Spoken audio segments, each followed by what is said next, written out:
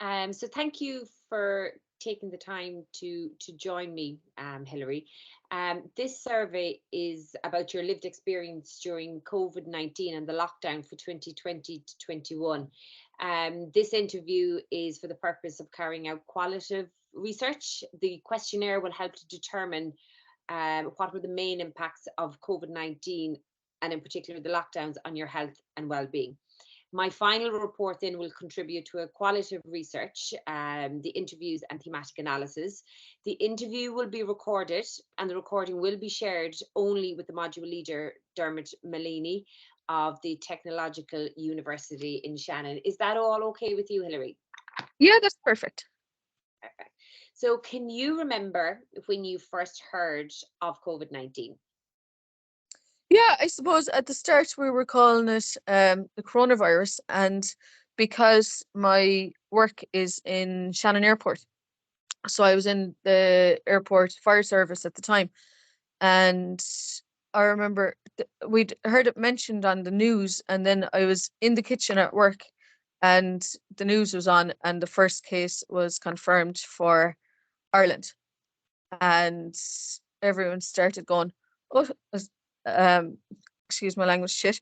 What are we going to do? What effect is it going to have on the airports?" And because borders had been shutting down and it had gotten quite bad in China, obviously, and they were looking at what to do, and immediately the question started firing of how is it going to affect our work.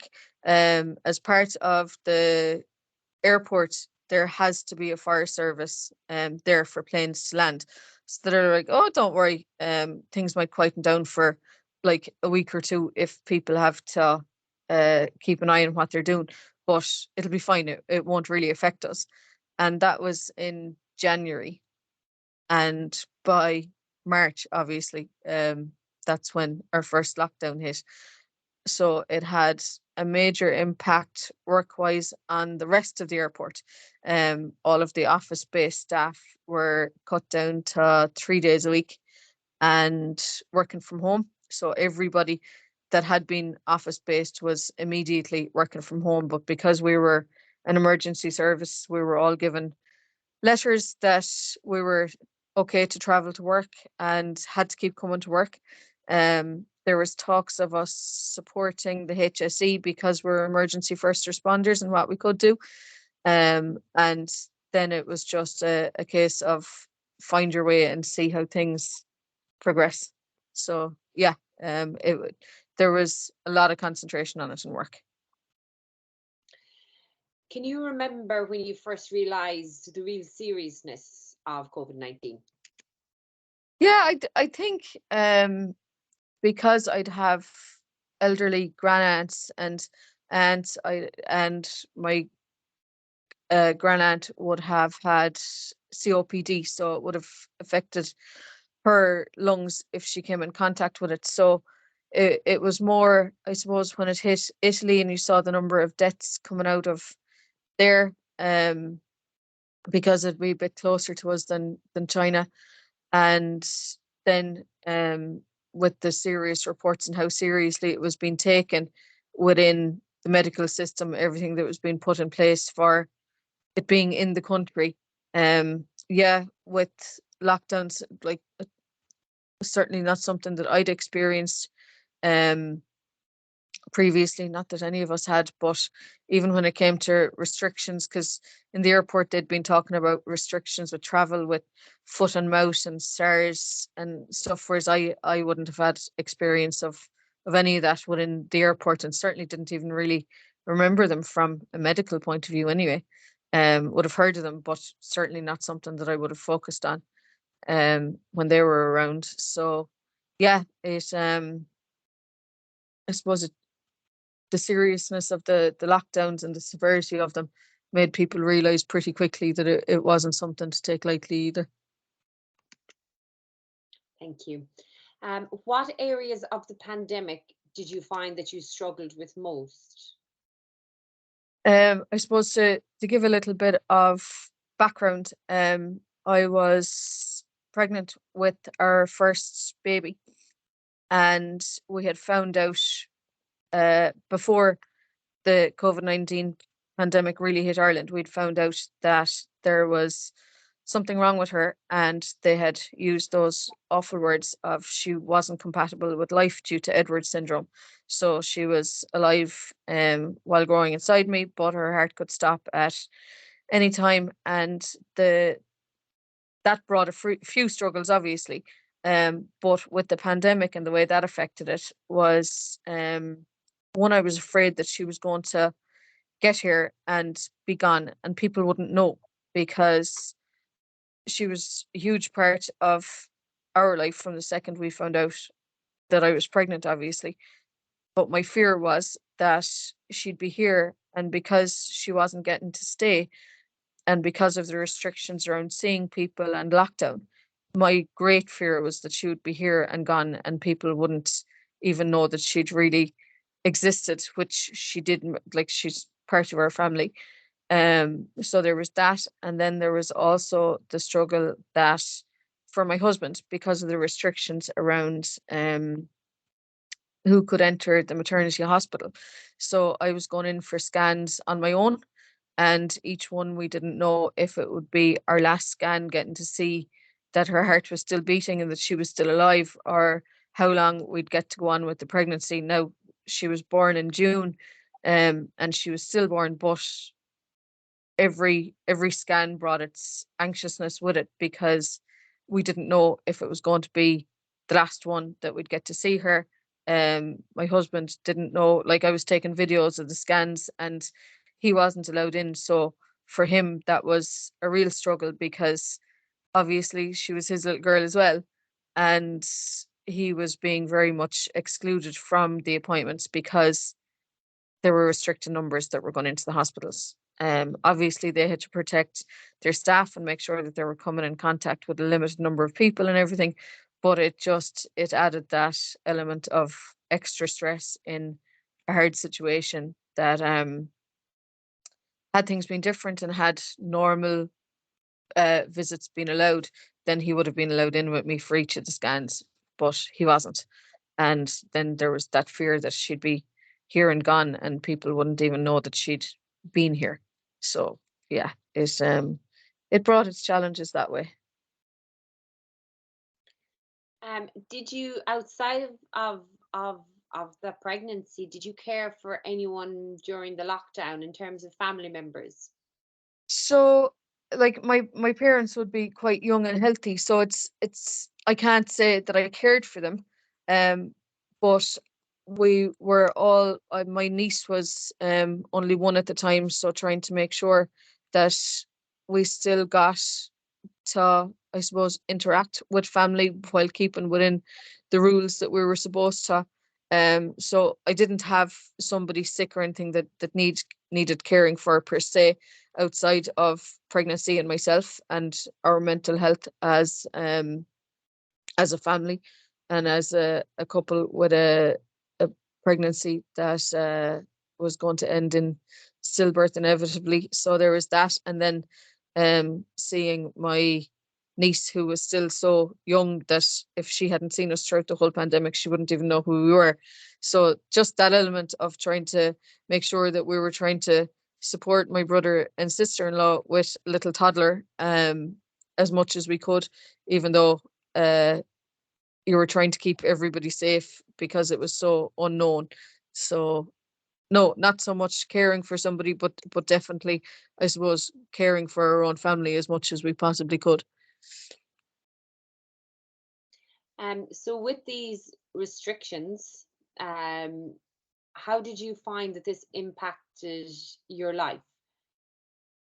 To be honest, the initial restrictions, and for the most part, were quite positive, because life is busy, and I don't think we'd realized how busy life is, and that I was working full time um, in the airport police and fire service, but I'm also a strength and conditioning coach as well.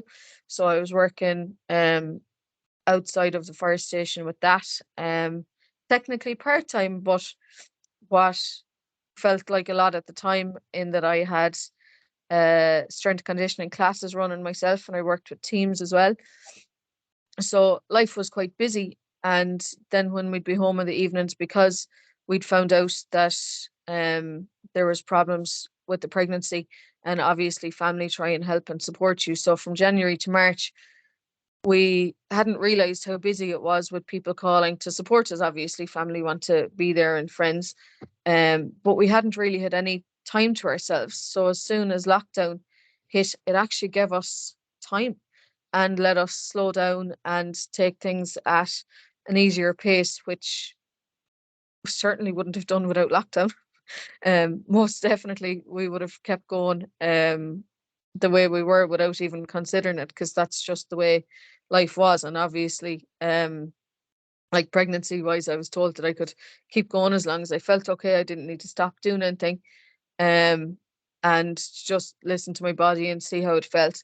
So yeah, I probably would have kept going being as busy as I was, whereas lockdown actually gave us time to take it much easier, to spend some time together as a couple, as a family who were um, pregnant with not a good long-term outcome, and actually just take hold of that. It most definitely gave my husband extra bonding time with me being pregnant,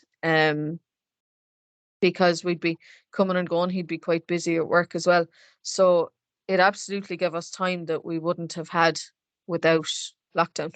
And for the most part, the lockdown went on for what felt like forever. But for the most part, it let us have time. And me especially, it let me have time that I probably wouldn't have had without it. It gave me space, but it also let the people who would have been close to me, like family and close friends, we took advice from doctors and counselors and everything, and their advice was, yes, we're in a pandemic, but you need people in your corner, you need people in your circles, so stay close to them as much as you can. And if you need people around you, you need people around you, because you need to feel like you have the mental support that you need.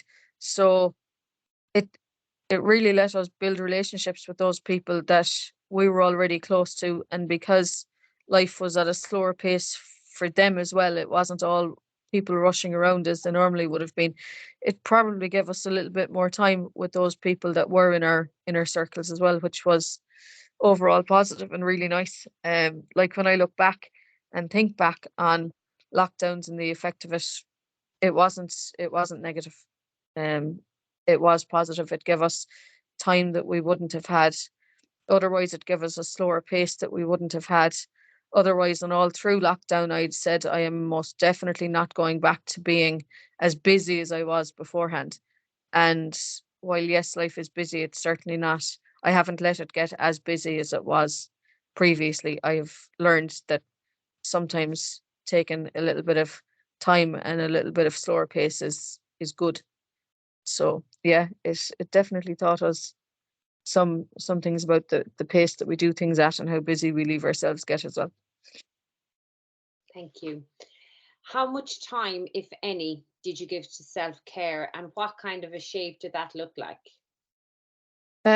Quite a bit, obviously, or sorry, not obviously, but yeah, I did.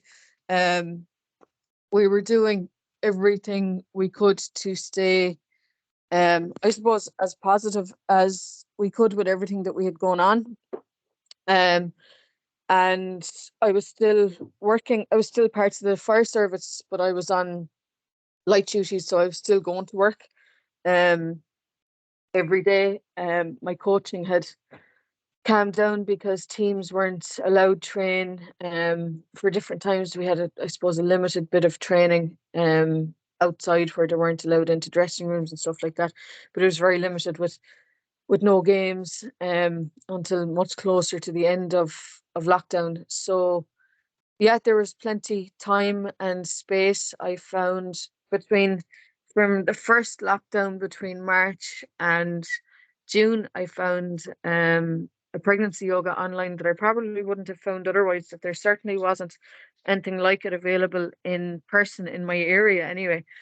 So I had found that was one of the things that and I don't know how comfortable I'd have been going to an in-person pregnancy yoga class with others whose babies were going to be okay. And that sounds really bad, but obviously when you know the outcome, it can be hard to be around people who are would have been due around the same time and their babies were perfectly healthy, whereas I knew that mine wasn't going to get to stay. So that actually brought me an online element that I probably wouldn't have found without us being in lockdown, which I really appreciated. It was really good for me to do. We got lots of walks in our 5 kilometer radius. I was lucky, or we are lucky, that both my parents, they live separately, but they both live within 5 kilometers of us. So I got to go for walks with Dad that I probably wouldn't have gotten to do without lockdown, because I'd be busy in the evenings, he'd be busy in the evenings, whereas he used to call for me in the evenings and we used to go for a walk outside. And then myself and my husband used to go walking regularly as well. We'd call to my mother, stay outside. She was within our 5 kilometer radius. So we made sure as much as we could to just spend some time on ourselves. My husband's self-care took the form of him going back playing guitar, which he hadn't done since he was kind of in his early 20s, and he spent time on that, which that was one of his ways of self-caring for himself. So yeah, we did make sure that we had support, and it also gave us the option of online counselling, which we'd been put in touch with counsellors through the maternity hospital. So we had that option online, so we weren't completely isolated either when it came to needing support, the support that was available. So it wasn't a case of you can't see us in person. They made sure that we were able to access the supports that we needed online. So overall, there was definitely self-care put in place, and support options that were put in place as well. So we were very lucky. Thank you.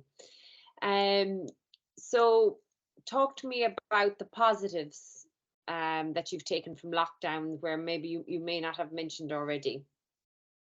Yeah, so there was, I did mention the time that it gave us for a slower pace of life. Another one that it has brought since, I suppose, is I've changed jobs within the airport, but it's brought the element of hybrid working, which it wouldn't have previously. The airports certainly wouldn't, and the management team will say it, that they wouldn't have been as proactive around getting people set up to work from home, that they had been historically always, everyone was in the office for 5 days a week. If you're office based, and outside that, a lot of obviously the emergency services have to be there, and there's other people that physically have to be there. But for the office based staff, they certainly wouldn't have looked at going into a hybrid model so proactively or so quickly, and probably wouldn't have rolled it out across the office based parts of the business either. So that now allows me into a hybrid workplace, which otherwise it wouldn't have.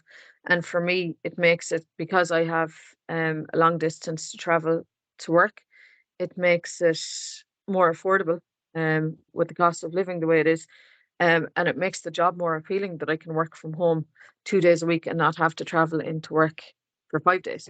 So yeah, it has brought that, and I think a lot of companies are the same, but I'm not sure if I'd have stayed within the same workplace if I was traveling an hour there and an hour back every single day for 5 days a week. I'd probably have looked at changing, whereas that hybrid model makes it much more feasible and affordable with the way things are. So that's another positive that it's brought for us. Thank you. Did this time help you to make any life-changing decisions? Not so much life-changing, but definitely it helped us. It helped us make some family decisions in what was important to us, and what we, and it, like we'd known what was important to us, but the slower pace of COVID and getting to build relationships with those people that supported us when we needed it, it kind of reinforces what's important. because sometimes you feel like life can have you on a little hamster wheel and you just go with it without thinking about it, whereas it actually let us think about it, let us define what's really important to us with time as a family, what we're going to prioritize doing, and like getting time as a family, which was one of the things that we'd always said was important, but you don't always get the time to do it because life can take over. So yeah, it's made us very much keep on top of that decision that we made, that we weren't going to let life get as busy, that our priority was time as a family, and not just trying to like do overtime at work to earn a little bit extra if there's extra bills, or just to make sure that time as a family is important, because that's something that you can't get back and you never really know what's ahead. Whereas it's easy to get stuck in that rut of being really busy or being asked to do something extra at work and you give in and say, oh yeah, I'll do it. So yeah, and it's made us say no to things that I probably would have said yes to previously without even thinking. I've gotten quite good at saying no to stuff that really doesn't suit, whereas before lockdown I probably would have been the type of person to say, oh yeah, I'll do it even if I didn't really want to, or I'd go someplace even though I didn't really want to or it didn't suit, and I'd put myself in a space where I'd feel guilty if I said no, whereas I've actually gotten much better at recognizing what I need and putting that, and not in a selfish way. Well, I suppose a little bit of a selfish way, but just recognizing what I need and what's good for me to look after both my body and my mind, and what's needed, rather than just going with it because I should say yes to somebody. So it's a little bit easier to prioritize. Thank you. Looking back, do you think there's anything that you would have done differently? I don't think so, to be honest. Like we had a lot of grief to deal with. There was, um, we had two more miscarriages through lockdowns as well. So it was a whole lot of grief all through lockdowns, and just dealing with that and learning how to deal with it, but recognizing that I couldn't deal with it alone, and I certainly couldn't deal with it without talking about it. And I suppose that's a change from where Irish society has been historically, in that a lot of people would have taken the sense, oh, don't talk about things. Um, and I learned that pretty quickly, because it's most certainly the toughest. If I can't imagine anything harder to go through, to be honest. Um, and if somebody had told me that I was going to go through it, I'd have said I'd have never coped with it and gotten out the other side of it. And by that, like, I thought that I would never feel happy again. I do. And I've learned how to deal with things, but I've learned great coping strategies through it. And um like we kept the people in our close circle close to us. We asked for support when we needed it. um I I don't think that there's anything that I would have done differently work wise. If you if you ask within the industry, obviously, because it shut down completely. If you ask the company that I work for, is there stuff that they would have done differently? Then there probably is. But from an individual basis, then no, there's nothing that I would have personally done differently. I learned a lot out of it, but and it, like, overall my thoughts to it are positive. Outside of, obviously, the number of deaths that happened worldwide due to it, but my personal experience to it was what we needed at the time that it happened. I don't know how we would have dealt with what was going on if life was still as normal as it was with people. And Irish people are great for it in supporting people, but had we had like lots of visitors all of the time and not had time to ourselves when we needed it, I don't know how that would have gone. We were able to take space when we needed it because of lockdown and what was being enforced. And we actually felt that we were lucky lockdown happened when it did. So yeah, I don't think there's anything that we personally would have done differently, no. Thank you. So looking ahead, I know you mentioned this already. Your thoughts, would they be largely positive as opposed to negative? Yeah, no, it's not something I'd like to happen again, to be honest. In that, I suppose we've been through it, and one pandemic like that in a lifetime is enough. Um, it's not, and I think society as a whole have learnt on how they would respond to something like that again. But yeah, it's not something that I'd like to happen again, like in the near future. But it is something that when I reflect on it and look back on it, that it is absolutely largely positive. Um, that's so like outside of what happened globally and the number of deaths that it resulted in and the stress that it put on our healthcare systems and everything, obviously, we didn't get to the extremes that they had expected us to. So like that in work, we weren't called to support the healthcare system like they had mentioned that it might happen. So with that, it didn't. While yes, we were an emergency service, and we're going to work. We weren't people that had to stay at home from work. Um, it's not something that I look back on negatively in ways. It's yeah, not something that I'd like to happen again. But looking back on it and how it went and what happened through it, it's not something that I look back on and say, oh, I couldn't deal with it again or anything like that. It is my thoughts towards it are largely positive outside of the isolation that my husband would have felt when like that we were going in for scan, like when we were going in to be induced to have Molly, and the security at the hospital tried to not leave him in to start with. And so little bits like that where the men weren't automatically allowed in. Same when we were going in to have procedure after a miscarriage, he wasn't automatically allowed in. We had to get our um, midwife that was looking after us down to okay it with security that yes, he was okay to come with me. So there was little bits and pieces like that that weren't ideal at the time, but overall, absolutely positive looking back on it.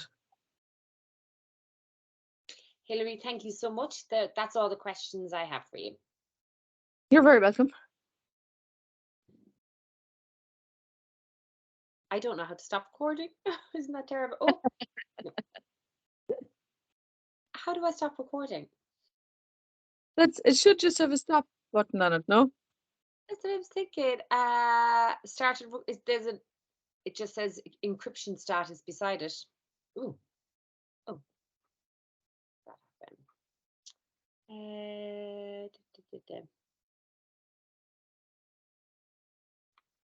It's only an option to leave. If I leave, will that stop recording it? Oh well, yeah. We can leave.